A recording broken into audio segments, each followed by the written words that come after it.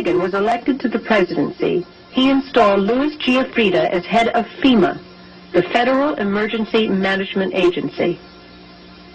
Giuffrida was an old cold warrior from Reagan's California days, whose specialty was suppression of unrest and dissent. Giuffrida, North, and George Bush began to turn FEMA into an instrument of domestic anti-terrorism. You're dealing with a group of people in the Reagan administration who equated political dissent with treason, and who cannot differentiate between emergency procedures, which I think everyone agrees are necessary, and suppressing political dissent.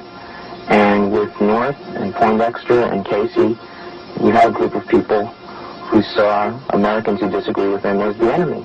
Colonel North, in your work at the NSC, were you not assigned at one time to work on plans for the continuity of government in the event of a major disaster?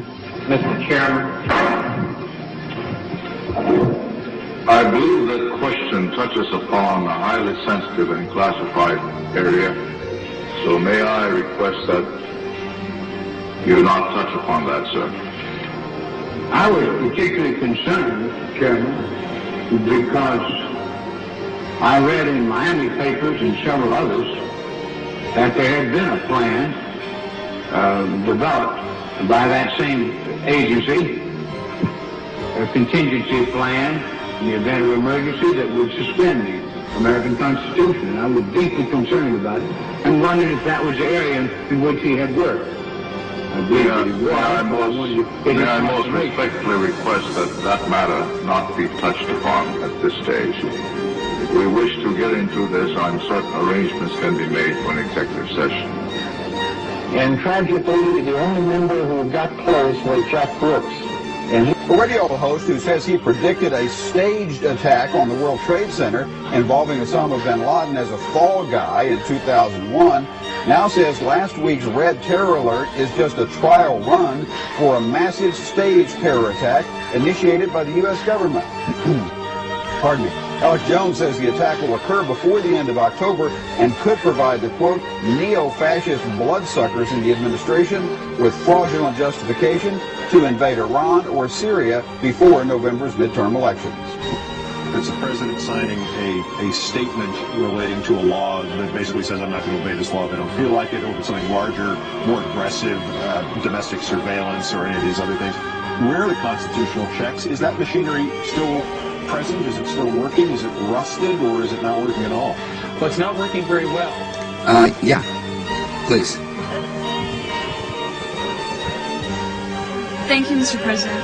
It's an honor to have you here. Yes. I'm a first-year student in South Asia Studies. My question is in regards to private military contractors.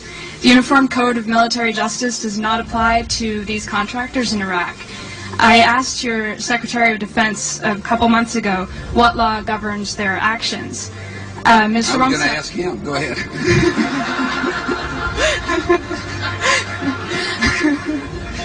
Help.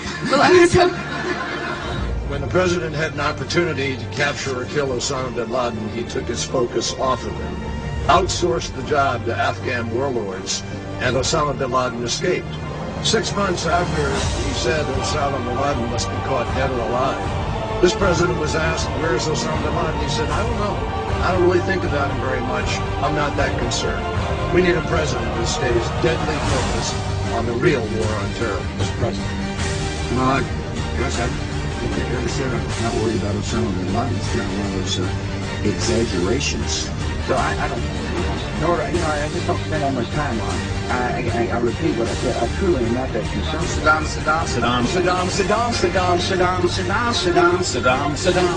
Hussein. War and danger. Continuing danger. Hour of danger. Very, very dangerous world. A grave new threat. Horrific acts of atrocities. Murderous regimes dedicating to killing us. Tyranny and terror. Several countries that we would consider Arab countries have already been told by the Israelis to prepare that it's going to happen, and these leaders behind the scenes are supporting it, but will publicly stand up and condemn it. They have to. they don't have a choice because of the religion in their country. They're going to say, how could the Israelis do this? This is wrong. This is Zionism. Behind the scenes. In fact, let me tell you one nugget. You're going to love this. A man who is in Tampa, who works here in Tampa, was sharing with me, and he's a very high-ranking military official. He said, you know, he says, I have been to Arabia, and I have met with the leaders in Persia, Arabia, Egypt, etc. He said, that's part of my job working for the government. He said, let me tell you something that would shock you. He said, publicly, they despise the Jew and they hate Israel. But he said, every leader, he says, now I'm telling you, the leaders will say to me privately, we know the land belongs to the Jews, and we know we can't whip them.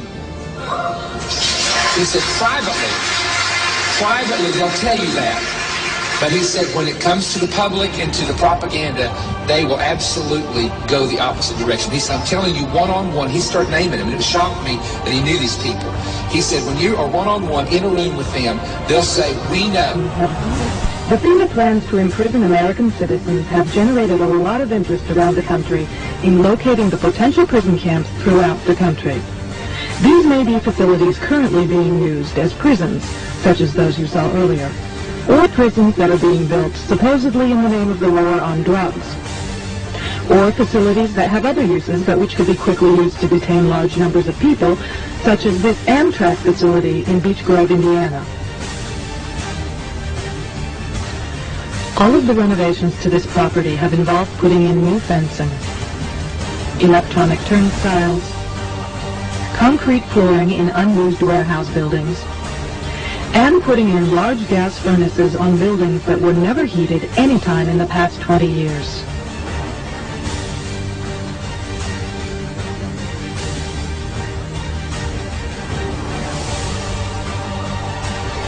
Outside this building is fencing and a cattle run section of fence, all topped by barbed wire, pointing inward not to keep people out, but to keep people in. This was common throughout the facility, particularly the new fencing that had been erected. No, I've always, you know, a dictatorship would be a heck of a lot easier. There's no question about it. For the first time at one of his news conferences in 3 years, Thomas asked him about Iraq. To ask you, President, your decision to invade Iraq has caused the deaths of thousands of Americans and Iraqis, wounds of Americans and Iraqis for a lifetime. Every reason given, publicly at least, has turned out not to be true. My question is, why did you really want to go to war? From the moment you stepped into the White House, from your cabinet, former cabinet officers, intelligent people, and so forth. What was your real reason? You have said it wasn't the oil, plus the oil. It hasn't been Israel or anything else. What was that? I think your premise, in all due respect to your question and to you as a lifelong journalist, is that, you know, I didn't want war. To assume I wanted war is just flat wrong, Helen. In all due respect. No, hold on for a second, please. Excuse me. No president wants war. Everything you may have heard is that, but it's just simply not true. My attitude about the defense of this country changed on September the 11th. When we got attacked, I vowed then and there to use every asset at my disposal to protect the American people. Our foreign policy changed on that day, Helen. You know, we used to think we were secure because of oceans and previous diplomacy. But we realized on September 11, 2001, that killers could destroy innocent life. And I'm never going to forget it. And I'm never going to forget the vow I made to the American people, that we will do everything in our power to protect our people. Part of that meant to make sure that we didn't allow people to provide safe haven to an enemy. And that's why I went into Iraq. Hold on for a second. Look. Excuse me for a second, please. Excuse me for a second. They did. The Taliban provided safe haven for Al-Qaeda. That's where Al-Qaeda trained and... Alan, excuse me. That's where Doing the targeting to go after suspected training sites, etc., across the border and inside Iran. That's just normal, I think. And you write that already some special operations forces, some U.S. intelligence forces have crossed the line and have gone into Iran. Is that right? Oh, yes, that's been happening for months. There's been a lot of very aggressive cross-border activity. It's more than just casual. There's been a lot of